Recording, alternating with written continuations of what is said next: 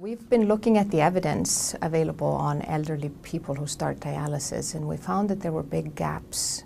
So when we're faced with trying to advise families on what to do when they're faced with a decision to start or not to start dialysis or other forms of renal replacement therapy, there's very little evidence to tell them what to expect.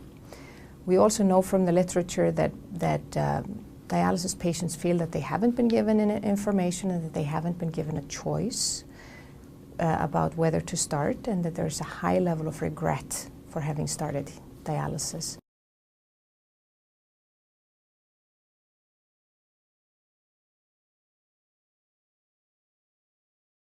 So the main findings were so many patients started in the hospital, that they were unprepared for dialysis and they had to make that decision not knowing that they would ever have to do that. So many of the people that ended up having kidney failure had no idea that their kidneys were not working properly, and then they got really sick and they had multi-system organ failure, and kidney failure was just one of the things that they had to struggle with.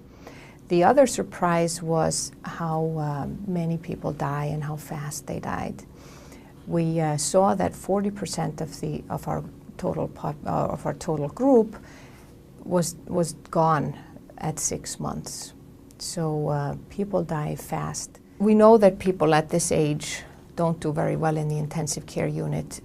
However, numbers are not easy to come by, and mortality numbers, especially for this age group, are not widely available. We also know that there's a tendency to treat irrespective of the patient's prognosis, and both the doctors and the families tend to want to beat the odds. But you have to also be able to make that decision based on data that support you in that decision, because patients' values differ. Some people value life extension over everything else. But what we're finding is that many, especially elderly people, worry more about their functional status, their independence, and their ability to enjoy life. So if that's the values and goals of the patient, then we'd probably do well in advising them to opt for more comfort care or palliative care options.